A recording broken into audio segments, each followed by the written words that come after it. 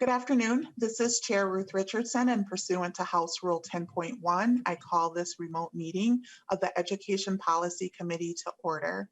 The clerk will take the roll for attendance. Chair Richardson. Present. Vice Chair Hassan. Present. Representative Erickson. Present. Representative Drazkowski. Present. Representative Bennett. Representative Berg. Present. Representative Bowe. Present. Representative Christensen. Present. Representative Edelson. Present. Representative Feist. Present. Representative Frazier. Present. Representative Jordan.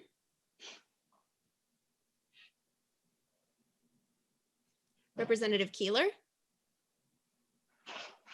Present. Representative Moller. Present. Representative Mueller. Present. Representative Poston. Present. Representative Scott. Representative Erdahl. Present. Representative Wozlowick. Present. Representative Bennett. Representative Jordan.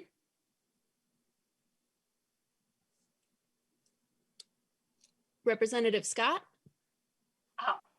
I think Representative Scott and Representative Bennett will be a little late.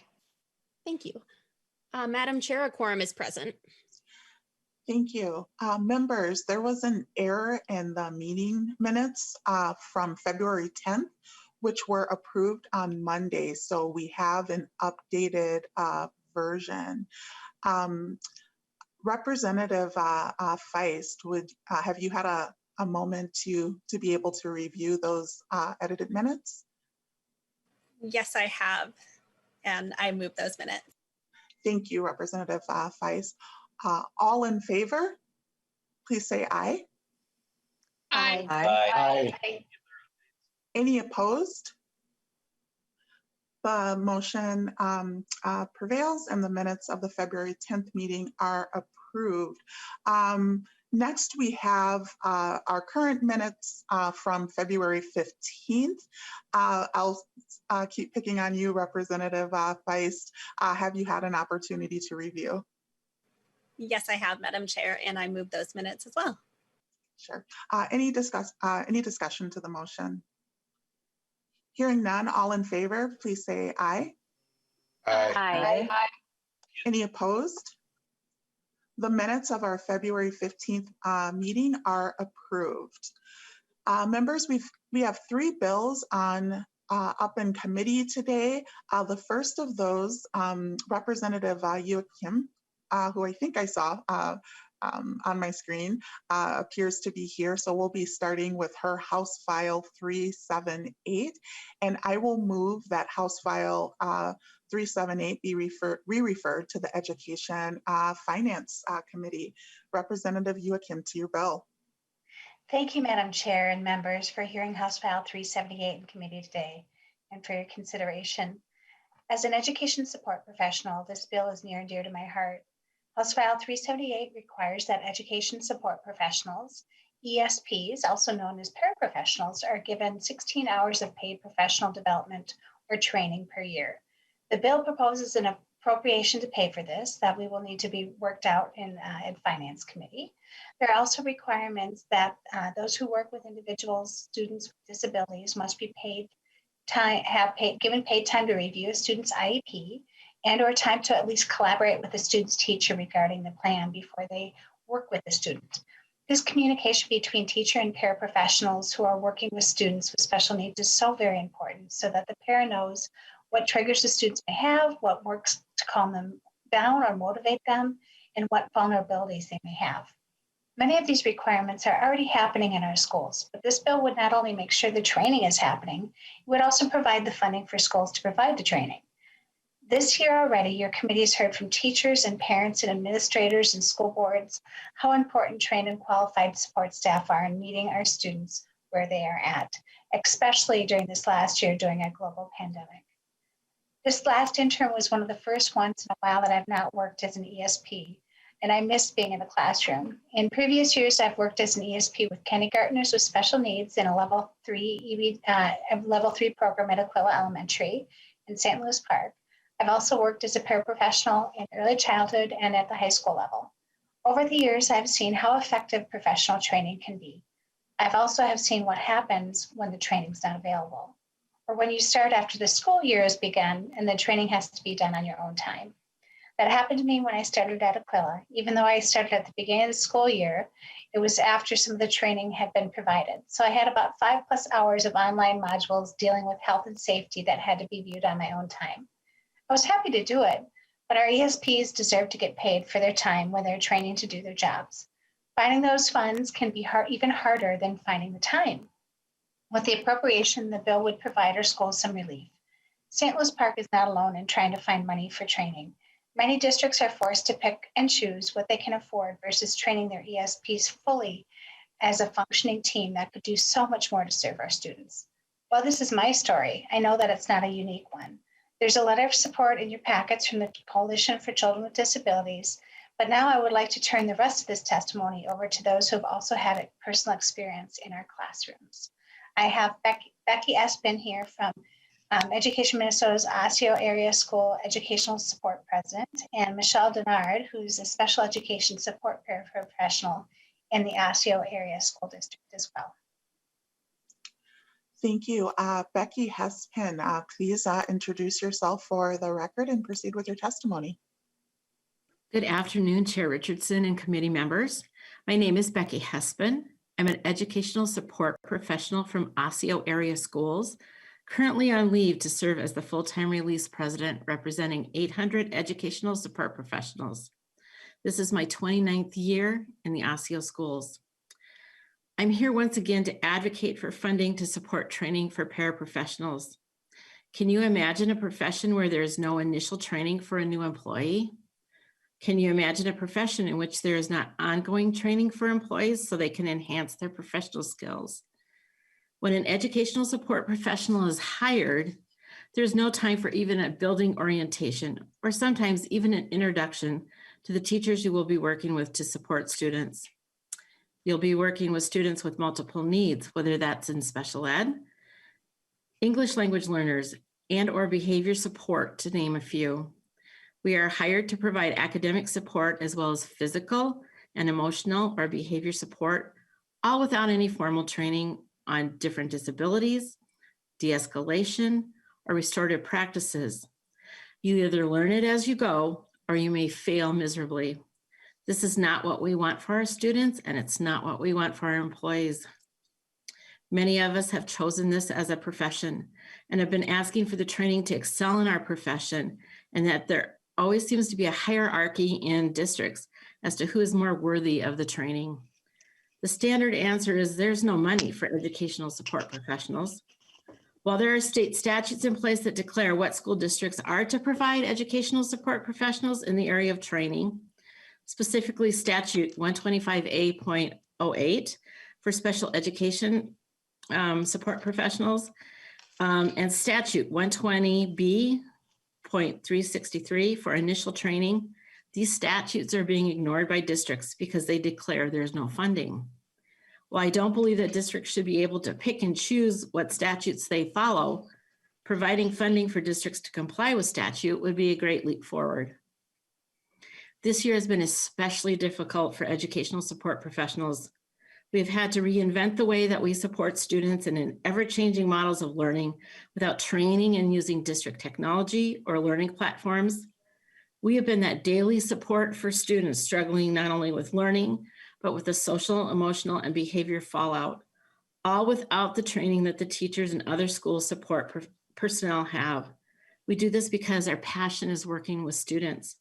What we're asking for is funding for districts to provide what they should be for educational support professionals and for the students that we support. Thank you, committee members, for the opportunity to advocate for the educational support professionals. It's been an honor. Thank you for your testimony, and also congratulations on 29 years of doing this work as well. Up next, we have Michelle Denard. Please introduce yourself for the record and proceed with your testimony.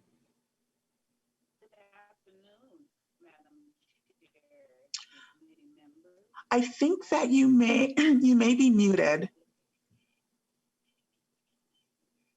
Okay, now I don't know if your computer may be muted or if you're using. Hear me now? We can hear you now. We hear you now. Oh, okay. Good afternoon, Madam Chair and committee members. My name is Michelle Denard. I am a special education paraprofessional in the Osseo School District 279. I have worked in the Osseo area schools for 16 years. I love my job and I want to help all students. I work with students with special needs in the transition program, ages 17 to 21. My students have behavioral and emotional disorders and learning difficulties, fetal alcohol syndrome, bipolar disorders, and other mental health and physical diagnosis, etc. These are very complicated diagnoses, and proper training is essential to learn how to best support our students, all students.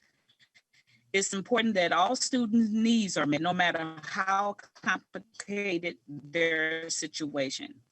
For example, in our program, we might get a new student who uses a wheelchair. As a special education paraprofessional, we are the staff required to transfer the student out of the wheelchair in order for the student to use the restroom. It is unsafe and inappropriate for us to learn how to meet the student's needs 30 minutes prior to helping the student. We not only need to learn how to meet the student's physical needs, but we need to know what the student's IEP requires for support and goals. This is inequitable for ESPs. We work with students as well as teachers, and sometimes we are with the students more than your audio is starting to go out. I wonder if we need this training without paid time set aside for this important learning. We do not have a chance to do this.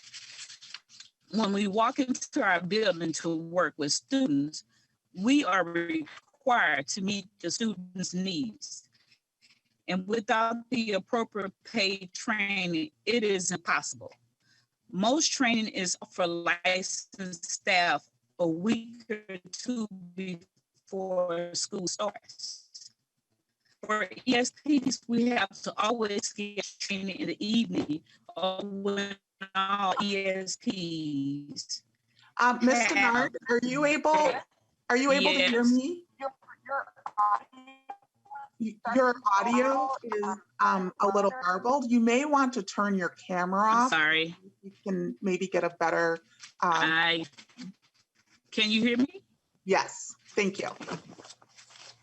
Can you hear me? We are able to hear you. You can proceed if you can hear me. Can you hear me? Can you hear me? Can you hear me? We are able to hear you. Please proceed. Can you hear me? Ms. Denard, are you able to hear me? Yes, I can hear you.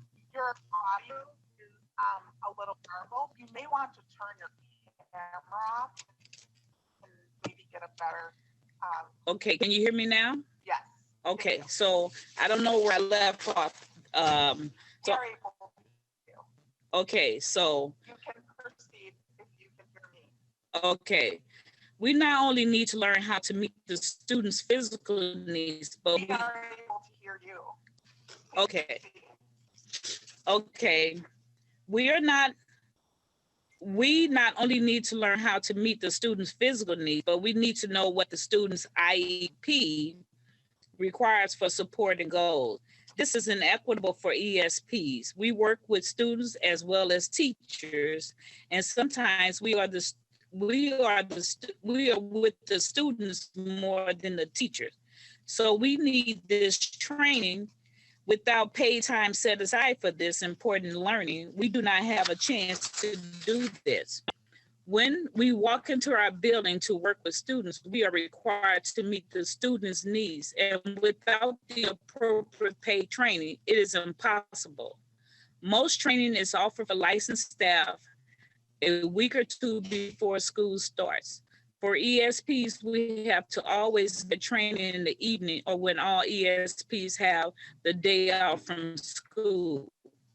With that, a lot of ESPs have children and other jobs that they have to go to in the evening hours, or they have no one to care for their children while they go to train to help their students.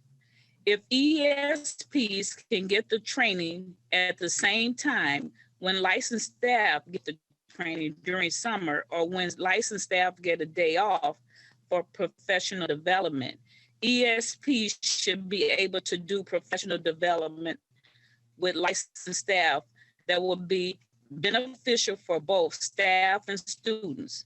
We are required in special education to take a CPI training, which stands for Crisis Prevention Intervention. Most of the time when the training is offered, most ESPs are unable to do the training due to the time frame when they are offered and no time good to take it when the time is needed to be with the students. When we normally take a training, it's not paid training, and we have to do it on our day off from school. On behalf of all Minnesota ESPs, I ask you to please support this bill so we can have proper tools we need to help our students. Thank you, Representative Youakim, for authoring this bill, and thank you, Chair and committee members, for the opportunity to speak with you today. Thank you for Thank you. Thank you. Thank you for your testimony. And I'll just note that if you maybe have the live stream playing in the background, you may want to stop that and you may have a bit better bandwidth in case there are questions for you following our public testimony. So currently for public testimony, we have signed up Kim Lewis with the Minnesota School Boards Association. Please introduce yourself for the record and proceed. Good afternoon, Madam Chair and members. For the record, my name is Kim Lewis, and I'm with the Minnesota School Boards Association. We are a statewide organization representing all 333 school boards. We appreciate the opportunity to weigh in on House File 378, and we also appreciate the opportunity that we've had to work with the author as this bill has evolved, especially with some of the changes and improvements that have been incorporated to allow for more flexibility in timing and professional development for our schools' EAs. We hope to be able to continue to work with Representative Youakim to build more flexibility into how the bill is implemented. For example, the bill states that there's a number of hours of training, and this will need to be adjusted to reflect the amount of revenue that is eventually allocated for the bill. In general, school boards are opposed to unfunded mandates. MSBA believes that the bill has two cost areas that so far have no funding attached. Paid time for training outside the workday comes at a cost, and time away from students certainly comes at a cost as well. In addition, the mandate for school administration to provide an annual certification of compliance to the commissioner would have the cost of personnel and record keeping, et cetera. So again, we look forward to working with Representative Youakim as this bill moves forward. And Madam Chair, we thank you for your time today and the members of the committee, and I'll stand for any questions. Thank you for your testimony. Is there anyone else logged into the Zoom hearing who wishes to speak for or against the bill? Please use the raised hand function to be recognized.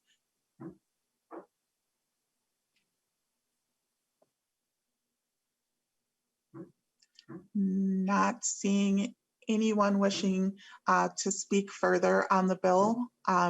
We will move on to member questions. Representative Erickson. Thank you, Madam Chair. And this question is for the author. Thank you, Madam Chair. Representative Youakim, I'm looking at your appropriation, even though I know this is going to finance.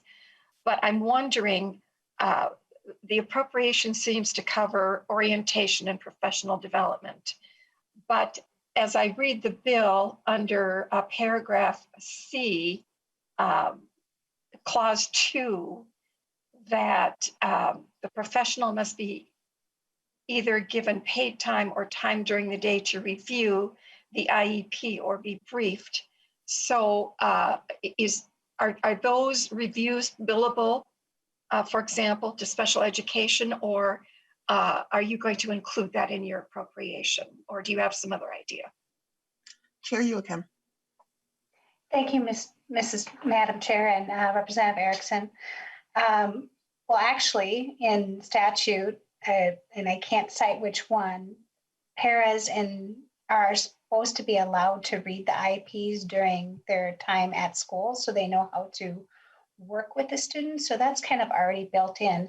This could be as simple as a conversation with the teacher about the student and what needs to be done that day, or what the teacher may have learned in their last IEP meeting with the family.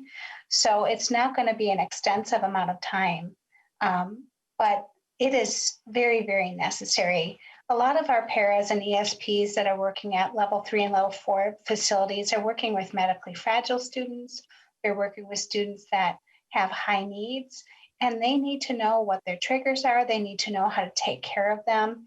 As Ms. Denard mentioned, just even learning how to take a student out of a wheelchair to help them toilet. These are things that ESPs need to be trained on, and our students deserve to have ESPs that are trained. And I'm also glad that Ms. Denard mentioned CPI training, crisis prevention and intervention training.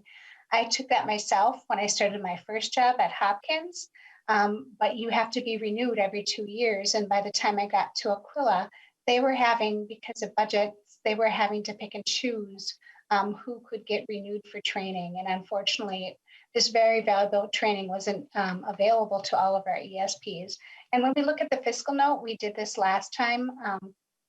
We adjusted the hours to the amount of money that was going to be available. So it's still very flexible, and I'm more than happy to work with MSBA and AMST with this.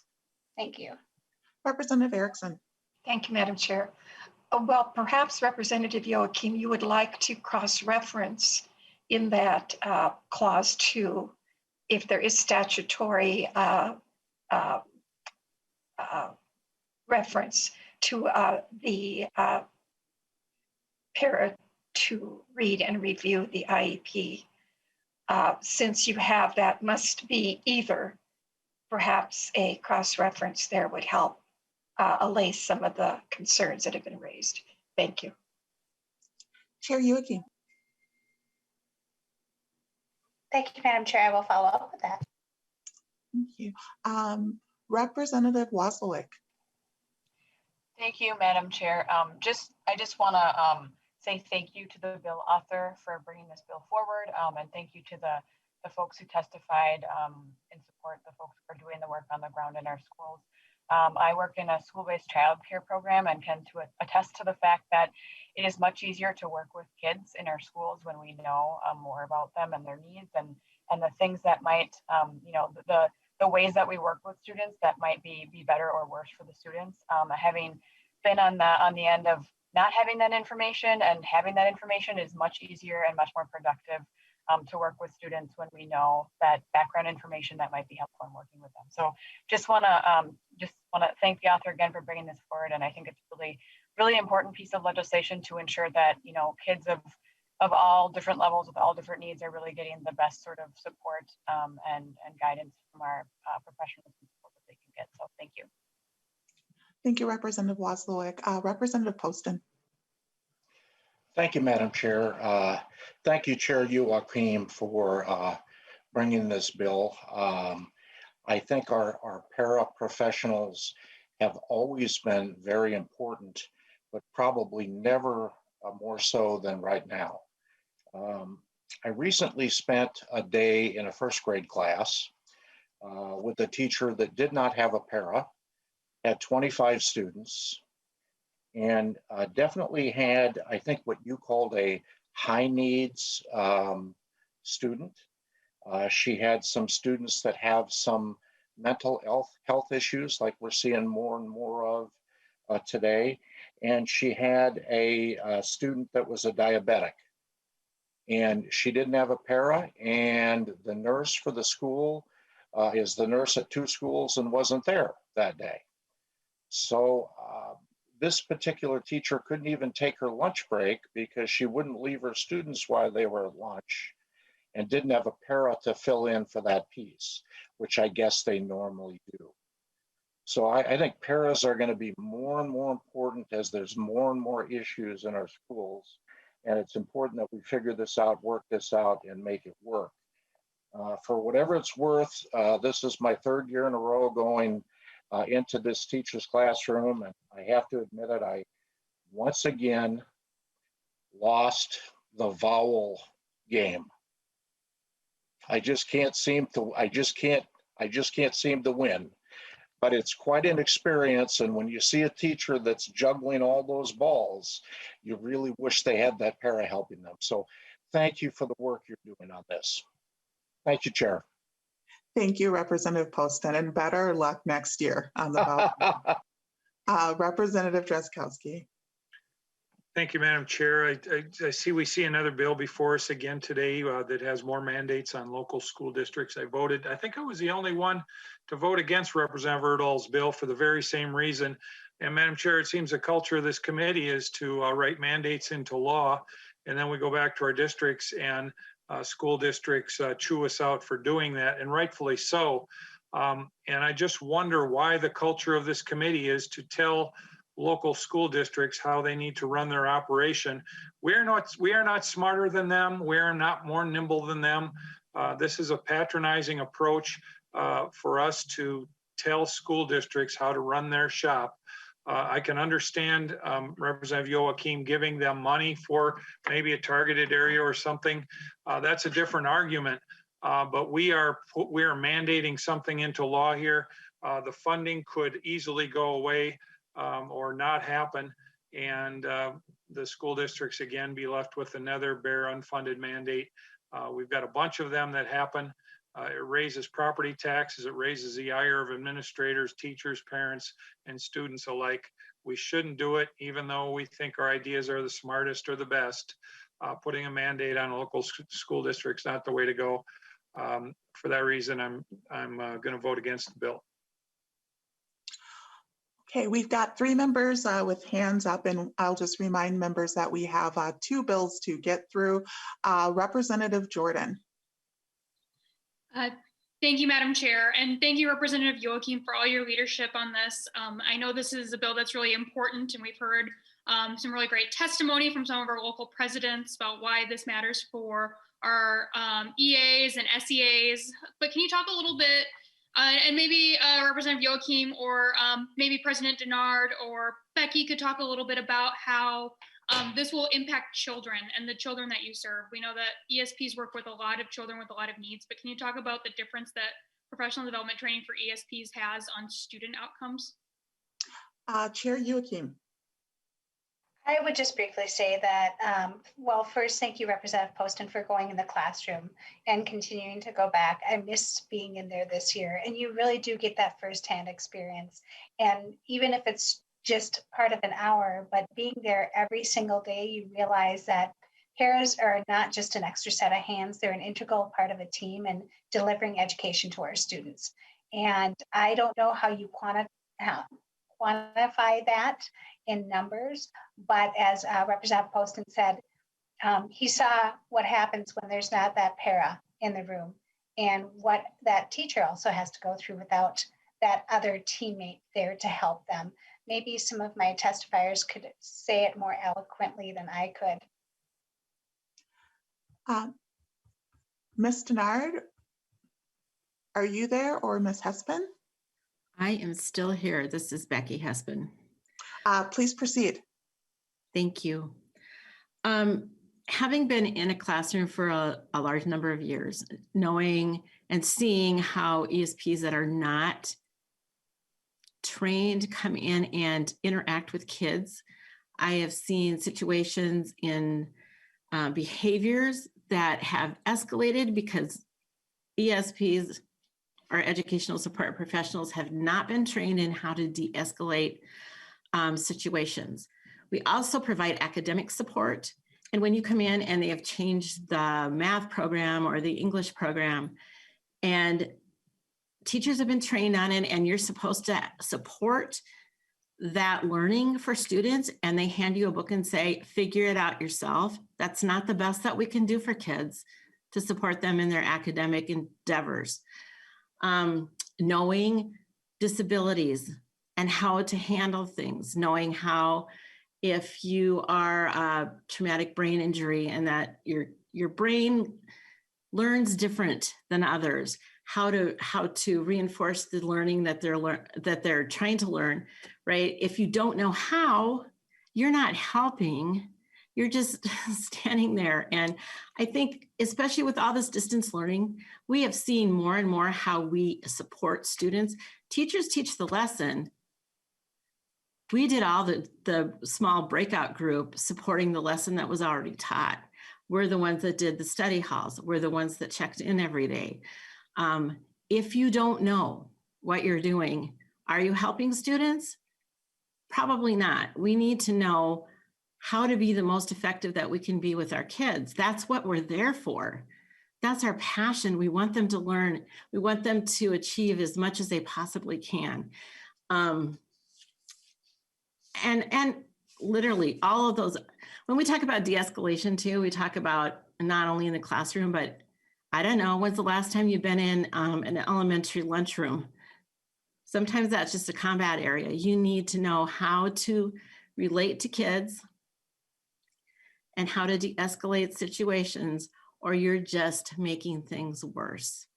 And we're asking, I get that with this, but what we're asking here literally is that you just fund the statute that's already there. Like you have a statute 125A.08 about the individualized education programs, about special ed ESPs and what they're supposed to know. We're also asking for, in the credential, the initial training. You know, I literally have had people come in, stay one day and walk right out because they haven't had any training and this is not what they signed up for. And we can't get ESPs in OSSEO the way it is. We always have at least 35 openings. We can't afford to let good people go just because we haven't trained them. So I hope that answered your question. Thank you. Representative Frazier. Thank you, Madam Chair. I'll be brief. I just want to say that I've been in the classrooms. I've been around ESPs for years now. I understand how vital their role is in ensuring the success of our students. And I think what we really have to consider here when we're thinking about not pushing forward these type of policies is, what are we saying to our students that really need the support and really need these individuals to be there for them? Our ESPs are oftentimes the most diverse educators in the school building. Means they're connecting with some of our most diverse populations in the school building. And it's vitally important that they have the training that they need to help our students be successful. Just wanted to make that point. Thank you, Representative Frazier. Representative Berg. Thank you, Madam Chair. I will also be brief. I want to thank Chair Youakim for authoring this bill. I have a personal stake in it. I wonder if one of my children had a para available, if we'd be in a different spot with his learning. I'll never know. So I'll make 2 points. Number one, we pay our workers, bottom line. We pay our workers, and that means we pay them in their training. I'm a flight attendant, and I'm very well trained, and I'm paid for that training. And if you're having a heart attack on my plane, would you prefer that I just stand there wringing my hands because we needed to make cuts? Or would you like to know that I have been well trained and paid for that training? And number two, we don't put a price on our children and their learning and the help that they get in their learning. And so that means we fund regardless of how to have trained professionals to do so. When I talked to voters about education when I was running, I did not find one voter that said that they wouldn't pay a little extra to make sure that our children were taken care of. And that includes children that learn traditionally and children that learn in non-traditional ways. So this is really rather a moral decision that we're making. And I would just leave that there for members of the committee to think about. Thank you, Madam Chair. Thank you, Representative Berg. Chair Youakim, last word. Thank you, members, for the discussion and the questions, and so eloquently stating what I was trying to do too today, is that ESPs are the folks in our schools who provide most of the direct services to our students, not just our students with disabilities, but support for the entire student population. And we trust our ESPs to be very important caretakers to do tasks that they need professional development to be successful in with their students and in their careers, and we owe them at least the chance to receive that training. You've heard testimony about how important and effective that this training is, and I sit before you with personal experience of how valuable that training can be. So thank you, members, and I ask you for your support of this bill. Thank you, Chair Youakim. I renew my motion to re-refer House File 378 to the Committee on Education Finance. The clerk will take the roll. Chair Richardson? Aye. Vice Chair Hassan? Aye. Representative Erickson? No. Representative Drazkowski? No. Representative Bennett? No. Representative Berg? Yes. Representative Bowe? Yes. Representative Christensen? Yes. Representative Edelson? Yes. Representative Feist? Yes. Representative Frazier? Yes. Representative Jordan? Yes. Representative Keeler? Yes. Representative Moller? Yes. Representative Mueller? Mueller votes yes. Representative Poston? Yes. Representative Scott? No. Representative Erdahl?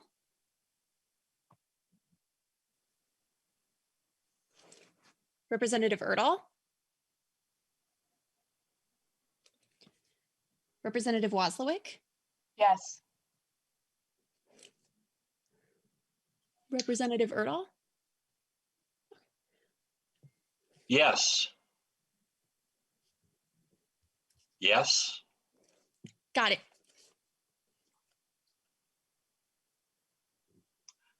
Okay, Chair Youakim, it looks like you are on your way. The ayes have it. And good luck in education finance. Next up, we have House File 469. Representative Moller, would you like to move your bill to be laid over for possible inclusion? Yes, so moved, Madam Chair. Great. I understand that you have an amendment. Would you like to move your A1 amendment to get the bill in the shape that you would like? Yes, Madam Chair, I'll move the A1 amendment. Great. All in favor of the A1 amendment, please say aye. Aye. Aye. Aye. Any opposed? Okay, we have your bill properly before us. You may proceed. Thank you, Madam Chair and members, for the opportunity to bring House File 469, the Seizure Smart Schools Bill, before the committee. The bill has bipartisan support, and thank you to Representative Baker and the Epilepsy Foundation for bringing this important issue to my attention. We know that 1 in 10 people will have a seizure during their lifetime, and that here in Minnesota, over 7,000 children are estimated to live with epilepsy. Today, many teachers and staff lack the tools and awareness they need to recognize and respond appropriately to seizures that happen at school. This bill helps us fix that problem by increasing access to training materials for school staff and ensuring students with epilepsy have a seizure action plan that guides the response they need from those around them. Free training materials and guidelines for schools to be seizure smart are already available and being used in schools across Minnesota with much success, but unfortunately they're not being taken up equally. And our hope is that this bill ensures that students with epilepsy from all backgrounds are safe in the school they attend. This is a cost-neutral proposal, and advocates have worked with key stakeholders over the past 2 years to shape consensus language that brings us to where we are today. And I'd like to thank those stakeholders and the Epilepsy Foundation for working on that language. I'd like to just point out the bill is drafted in a way to give schools a lot of flexibility in implementation.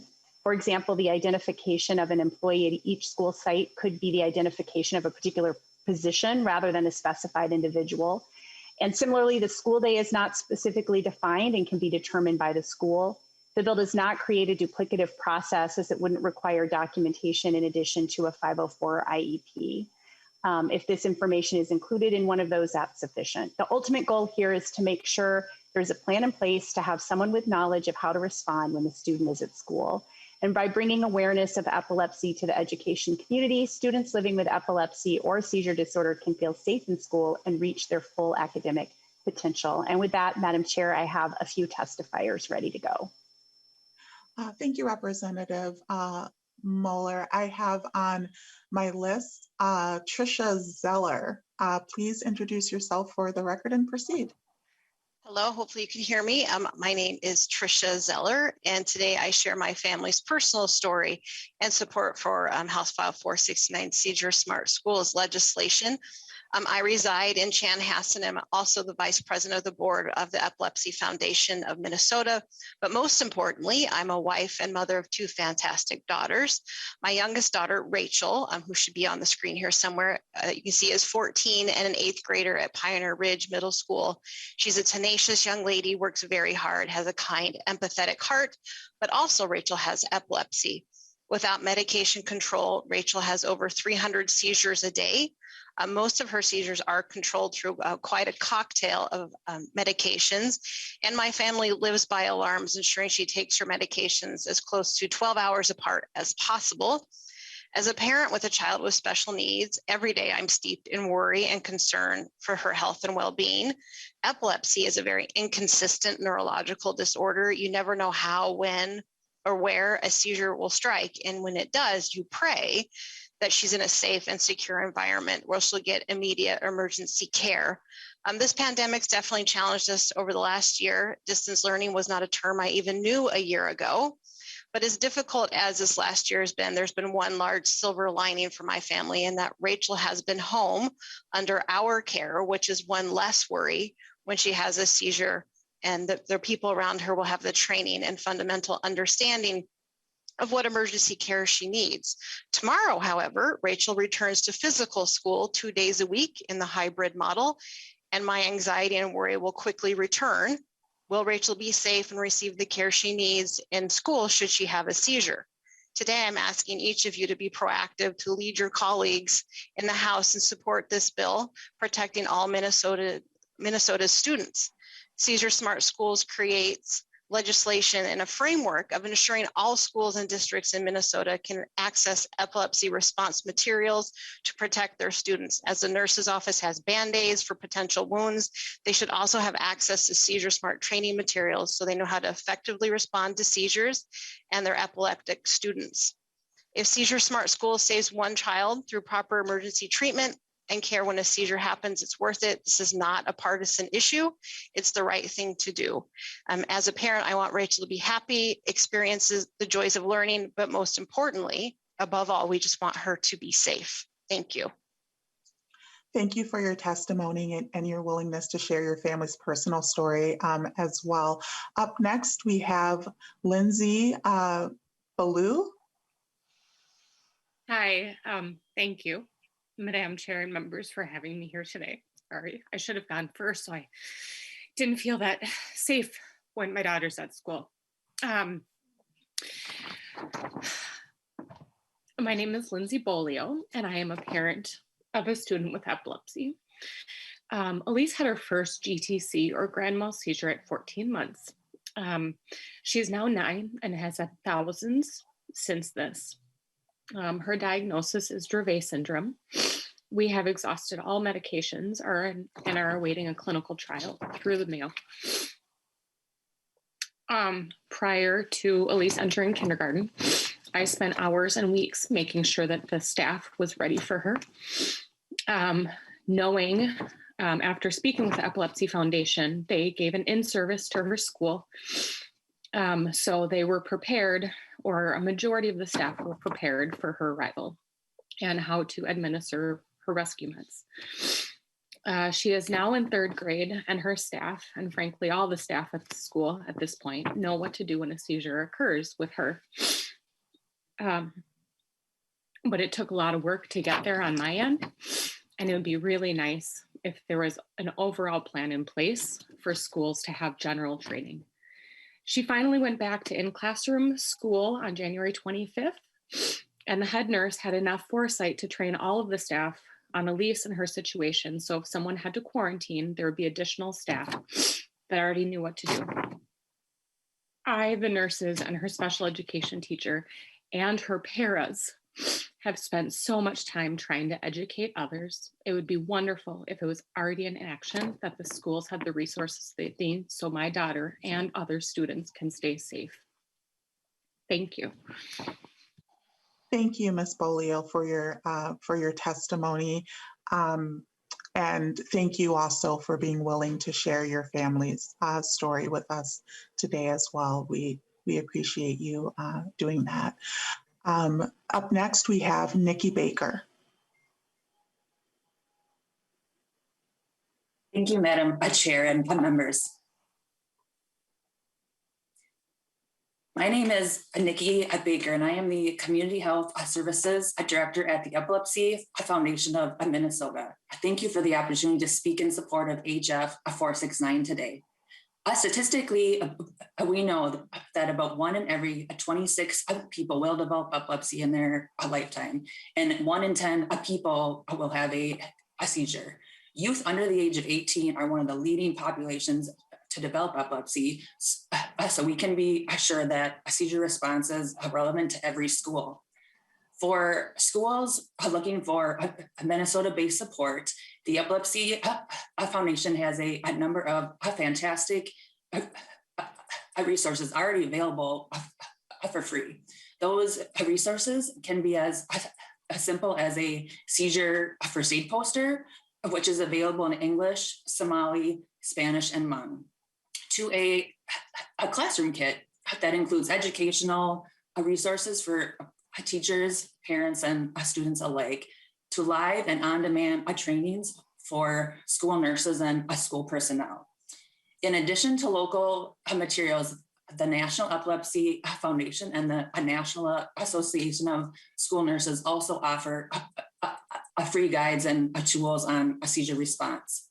The Epilepsy Foundation of Minnesota has already trained dozens of schools to become a seizure smart, to help prepare health services personnel, educators, school personnel, and students to recognize and respond to seizures.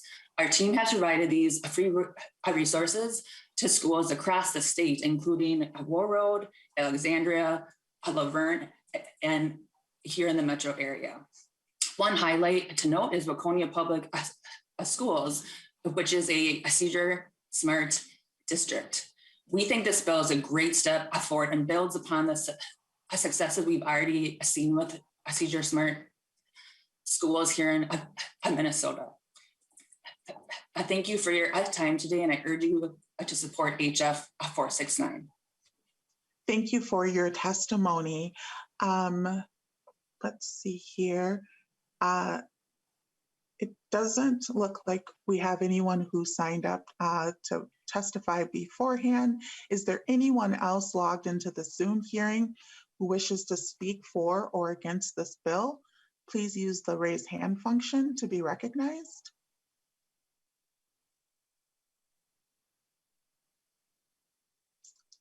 Rachel Zeller, please introduce yourself for the record and please proceed. Hi, I'm Rachel Zeller and I have epilepsy. I am 14 and I'm in 8th grade. I have epilepsy. I take lots of pills every day to stop my seizures, but still sometimes I have them. I wish they would just go away. I go to a lot of medical appointments. I hope I can drive when I turn 16. I want to be a canine police officer. I worry at school about having a seizure and people helping me. I know it worries my parents a lot too.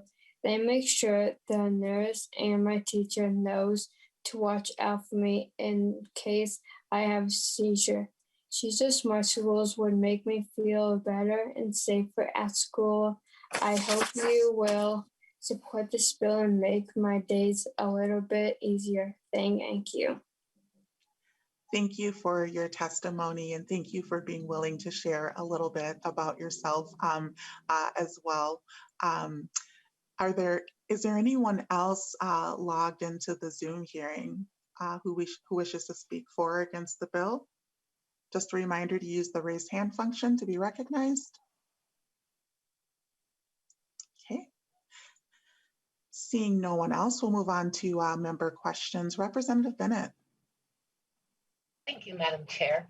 And I'm very supportive of making sure that our schools are prepared to handle children who have seizure disorders. And actually in my classroom, I've had that before, had students with seizure disorders. And I'm just curious, so the process when I was teaching was that we would develop a 504 plan for that student, and the student nurse, or not the student nurse, the district nurse headed that up.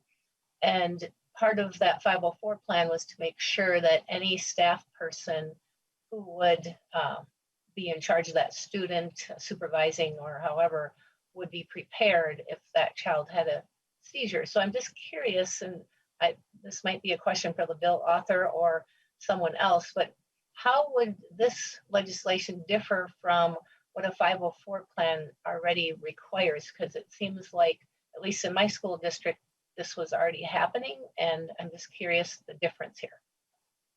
Representative Moller. Thank you, Madam Chair, and thank you, Representative Bennett. So it's my understanding that if that's in place, that would satisfy the requirements of the bill. But I would like to turn this over perhaps to Ms. Baker to explain why this is necessary in light of those 504 plans or IEPs. Ms. Baker. Thank you, Madam Chair and Representative Moller.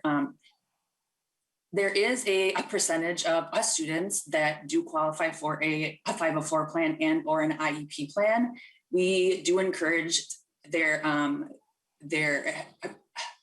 seizure action plan to be included to both of those if they are in a place. But I will say that there is a large percent of the population of students that either aren't aware that they qualify for an IEP or a 504 plan and they don't have one, and or they don't feel the need academically or physically to gain that type of support. And so there's a big gap in a youth living with epilepsy of who has those in place and who does not.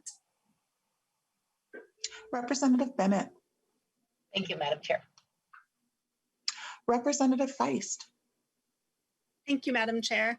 I just wanted to follow up on the comments by Lindsay Bolio. Her daughter, Elise, is BFFs with my daughter, Harper.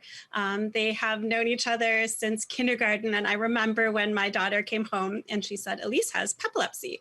And I remember that Lindsay sent these emails so that all the parents were informed. And I know just from knowing Lindsay and being friends with her and seeing Elise's experience in school, just how hard she works to make sure that the school has the training and knowledge to keep Elise safe.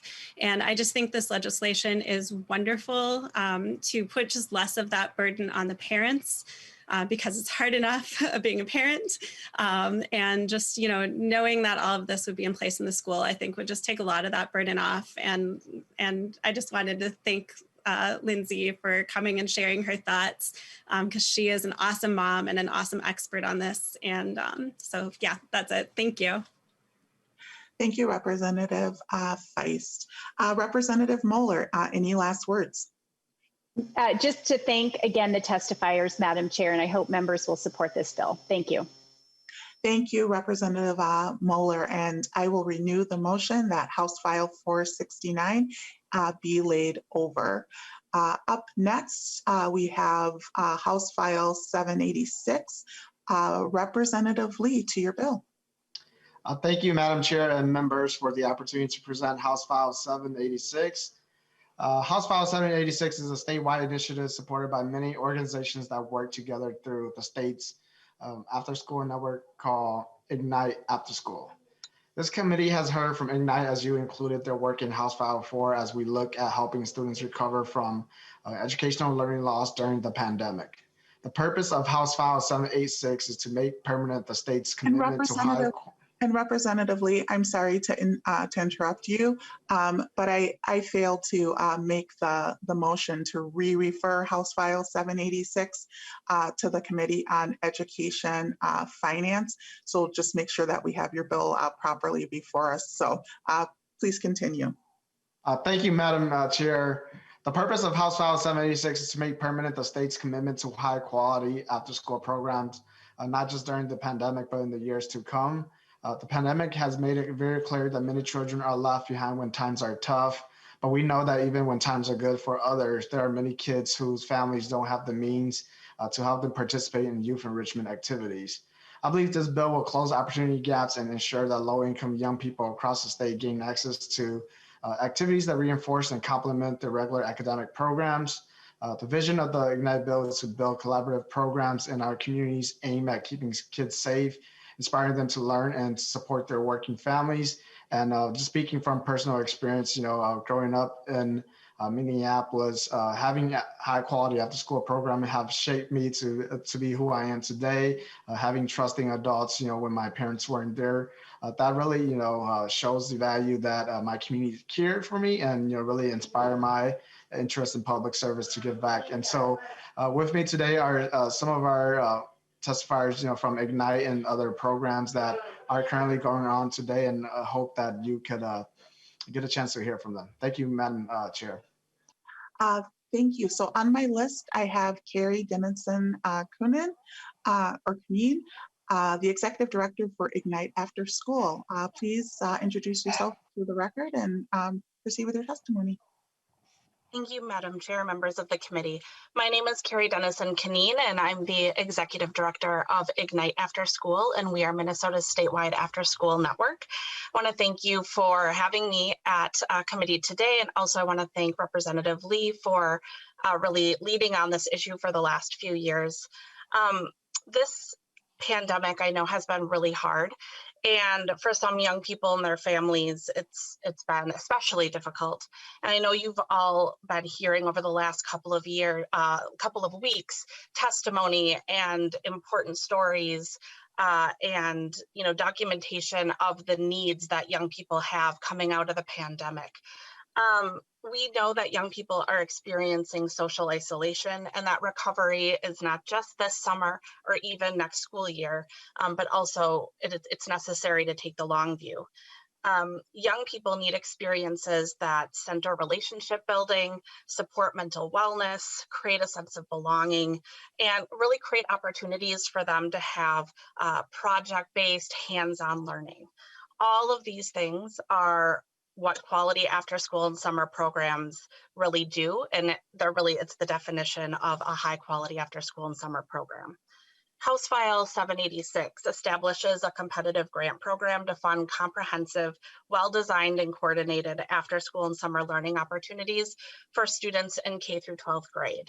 And the goals are stated in the bill. They're threefold. The first is to strengthen positive youth-adult relationships and to promote healthy behavior and attitudes, to really focus on social emotional learning for young people. It's also about really creating that protective factor of having an adult in your life who you can trust and who you feel connected to. And oftentimes the staff and after school and summer programs reflect the backgrounds of young people that they work with. Another goal is really to develop the skills and behaviors necessary to succeed in post-secondary education and career opportunities, as well as to really focus on school attendance and improving academic performance. We have a lot of research to show that after school programs can deliver on these goals, and I've shared a lot of that with this committee before. But there is one new piece of research that's really hot off the press that I haven't shared, so I wanted to do that really quickly. This is the study of early care and youth development. It's a longitudinal study, and it followed over 1,300 children from birth to age 26. So it's cool. It's really the first of its kind that's longitudinal. And it found that regular participation in organized after-school activities and programs in elementary school resulted in higher math and reading test scores at age 15, so in that 9th grade transition year. And they also found that low-income students experienced greater benefits in grades and academic achievement when they looked at GPA in 9th grade because of their participation in after-school than do middle-income youth and upper-income youth. So what that's really showing is that after school and summer is a particularly good approach when we're looking at addressing gaps in formal education outcomes. So we know after school works, but access to these programs in Minnesota is really challenged. There's there's a study called America After 3. It's a survey of parents, and it's been happening since 2004. The latest results of America After 3 came out in 2020, and it's the first time since the beginning of America After 3 where we've seen a decline in participation in after-school programs in Minnesota. So since 2004, it's been going up, and in 2020, we're seeing that number decline. And this is also bared out by the Minnesota Student Survey results, and that's really great because we can disaggregate that data. And so Minnesota Student Survey data shows that upper income and white students participate more regularly than low-income students, Black, Indigenous, and students of color. So we really want to close this gap because we know that this is an effective mechanism to really support student learning. The 21st Century Community Learning Center program is federally funded grant program administered by MDE that does support this type of learning, and yet they can only fund about 1/3 of the applications they receive due to a lack of funding. So this bill, House File 786, is really going to go a long way to close that funding gap. And it's going to ensure that more communities across the state can provide these kinds of opportunities for young people. So with that, I really want to thank the committee again and Representative Lee, and really hope that all of you will support House File 786. Thank you so much. Thank you for your testimony. Up next, we have Mary Swingle, the President and CEO of the Boys and Girls Clubs. Please introduce yourself for the record and proceed with your testimony. Thank you, Madam Chair and members. I can't turn my video on, just FYI, the host turned my video off, so you just get my still shot. Sorry about that. Oh, it says I can start my video now. Hey, there I am. Yay. My name is Mary Swingle, and I am the President and CEO of the Boys and Girls Club of Central Minnesota. Our organization serves more than 7,000 school-aged children at 18 different locations in the greater St. Cloud area. We fill the gap between school and home by providing youth with a safe, welcoming space with caring adults and positive environments in which kids and teens have fun, participate in life-changing programs and experiences, and build supportive relationships. We focus on closing the education gap by ensuring equity in programming for each youth. We provide proven programs available in the areas of education, environment, health, arts, careers, drug and alcohol prevention, leadership development, and athletics. The clubs offer customized programs through partnerships with community organizations and businesses. For example, our Career Start program works with youth in grades K through 12 to teach communication, self-confidence, and career-focused activities. Children as young as kindergarten engage in problem-solving activities, team building, and other essential transferable skills through play with a purpose. Teens explore multiple careers through field trips, speakers, and hands-on activities. They are given opportunities to lead community service activities, and as high school students, they enter into career-specific programs such as our club's own VEX robotics team, or they may explore health careers and complete our new CNA or Certified Nursing Assistant program. Students learn about entrepreneurship and actually start their own business through our CEO or Creating Entrepreneurial Opportunities program. Youth have the opportunity to explore food safety and preparation through the Culinary Arts program, or they may even select a technical track where they learn about OSHA safety and various skilled trades. Yes, this all happens at a Boys and Girls Club of Central Minnesota during out-of-school time programming. Since the beginning of the pandemic, we remained open to provide free programming to school-age children of essential workers. We partnered with the St. Cloud, Sartell, and Sauk Rapids school districts and provided the necessary emergency childcare that was required by the governor's emergency orders. While it has been a tremendous challenge filled with risk to our staff, quarantine closures, and constantly changing school plans, we know that the kids we serve need us. We have extended our hours of operation to provide academic support for hybrid and distant learning. We offer an online virtual club so youth that cannot attend in person have access to those services. We provide support for students whose parents are unable to assist them with their distant learning due to a language barrier. We provide online tutoring and support the growing social and emotional needs of our children. There are countless stories of kids being 50, 60, or more assignments behind in their online learning and simply giving up. Yet, with the support provided by our staff, these students have been able to get caught up. Youth went from feeling helpless to feeling hopeful. As you can see, after-school programs like ours not only provide safe places for youth, they provide the programming needed to become successful adults. Our communities need youth serving programs now more than ever as we work to combat the negative effects of the pandemic. Our future as a state is dependent upon our children growing up to become productive, contributing members of our society. State funding for out-of-school time is essential. On behalf of all youth and the future of our great state of Minnesota, I ask that you support the after-school Community Learning Grant Bill and establish a competitive grant fund that will provide opportunities for our youth. Thank you. Thank you for your testimony. Is there anyone else who's logged into the Zoom hearing who wishes to speak for or against this bill? Please use the raised hand function to be recognized.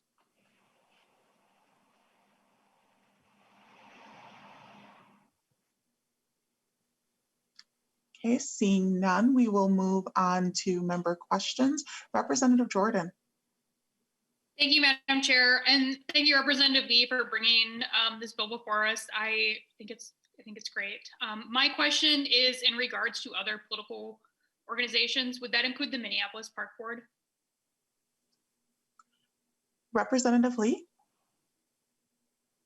Representative Jordan, so in the language, we have included language in there that says that the grants can be awarded to community or nonprofit organization, political subdivision, public libraries, for-profit or nonprofit child care. And so I believe that the Minneapolis Park Board or other park board throughout the state can participate in this. And Carrie, I don't know if you want to add on to that. Ms. Dennison Keenan, please proceed. Madam Chair and Representative Jordan, yes, they would be eligible to apply.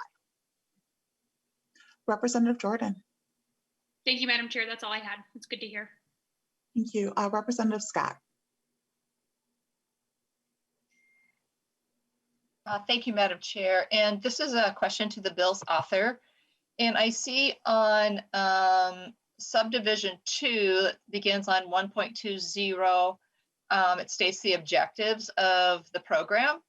And very worthwhile objectives are stated there. And I'm wondering if the author would be open to measuring the outcomes of these programs A lot of times what we do when we have programs like this is we put in that there'll be a report, an annual report, that anyone receiving the grant would have to show some sort of some outcomes of progress. And so I'm wondering, in light of making the most of our taxpayer dollars to use them only for effective programs when possible, if the bill's author would be open to putting some reporting requirements of, if these objectives were met or not. Thank you. Representative Lee. Thank you, Madam Chair, and thank you, Representative Scott. And so I believe in the language, we do have language in there for MDE to monitor and evaluate the grant recipient performance and effectiveness in meeting their objectives. And Ms. Dennison, if you could just point to that line of the language, that would be great. I will take a look right here too, Madam Chair. Ms. Dennison Keenan. Yes, I am checking the language as well, and I believe that the language refers to monitoring the grant and providing technical assistance. Madam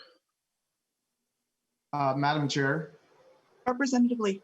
Thank you, Madam Chair. So that will be on subdivision 4, technical assistance and continuous improvement, starting on line 3.1 to 3.4. The commissioner must monitor and evaluate the performance of grant recipients to assess the effectiveness of after-school community learning programs and meeting the objectives identified in subdivision 2.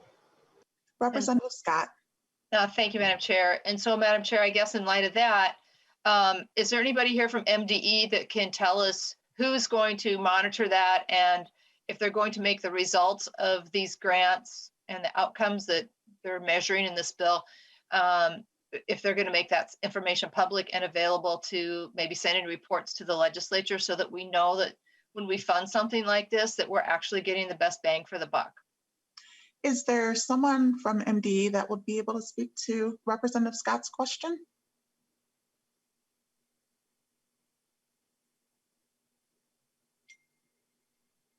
And Madam Chair? Representative Scott. It doesn't look like anybody from MDE is here, and I'm not surprised. They weren't probably thinking that was going to be a question directed to them, but maybe that's something the bill author could check with MDE and get back to the committee. I think many of these programs are worthwhile, but we want to make sure that they're worthwhile if we're going to be putting money at them. And yeah, that's it, Madam Chair. Thank you. Thank you, Madam Chair. Representative Lee.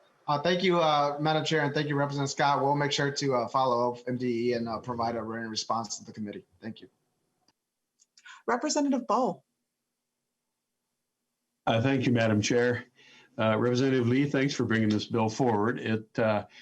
I've got to admit, after-school activities, after-school care is very important, especially given the COVID lockdown and the folks falling behind on learning that we're seeing today. But I think it's been important for quite some time. But my question is, why are we choosing one in particular to support when I see some being a certain amount being earmarked for Ignite? Why are we doing that? And have we done this elsewhere? Chosen one nonprofit in particular? Representative Lee. Thank you, Madam Chair. So I will answer that, and then I could defer to Kari from Ignite too. Right now, this is a competitive grant program, and then Representative Bowe, I think what you're referring to is the 2.5% for technical assistance that if MDE did not have the capability, that they could partner with Ignite After School and Ms. Kari, who is on the call to really provide that technical support for all the different applicants from throughout the state of Minnesota when they apply for this grant program. Ms. Dennison Keenan, anything to add? Yes, Madam Chair and Representative Bowe, thank you for that question. And I would say Ignite agrees with you that we really wanted a competitive grant program that would be available to a broad range of after-school programs, various nonprofits. We recognize that every community is different and has different players that need to come to the table. So from Boys and Girls Clubs to YMCAs to parks to libraries. So the piece in the bill that's specific to Ignite, and maybe I didn't say this in the beginning of my testimony, Ignite After School as the statewide after school network, we do not provide any after school programming directly. We're a network of all of the different kinds of organizations that do, and what we do at Ignite is provide professional development, and we also operate the continuous program improvement process for after school programs in the state. And so that piece of it is really for us to just provide professional development to programs to make sure that they are high quality. And when they're high quality, that's what achieves the outcomes that have been stated, or the goals that are stated in the grant. We want to make sure that we are working towards those outcomes. Representative Ball. Thank you, Madam Chair. Thank you. Representative Lee, last word. I just want to say thank you very much, Madam Chair and committee members, for this conversation, and I look forward to all of your support. Thank you. Thank you, Representative Lee. I renew my motion to re-refer House File 786 to the Committee on Education Finance. The clerk will take the roll. Ms. Larson? Chair Richardson? Aye. Vice Chair Hassan? Vice Chair Hassan? Representative Erickson? No. Representative Drazkowski? No. Representative Bennett? Representative Bennett? Representative Berg? Yes. Representative Bowe? Yes. Representative Christensen? Yes.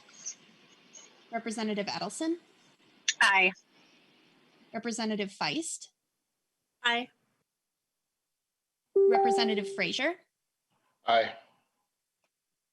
Representative Jordan? Aye. Representative Keeler? Aye. Representative Moller? Aye. Representative Mueller? No. Representative Poston? Aye. Representative Scott? No. Representative Erdahl? Aye. Representative Waslowick? Aye. Vice Chair Hassan? Aye. Representative Bennett?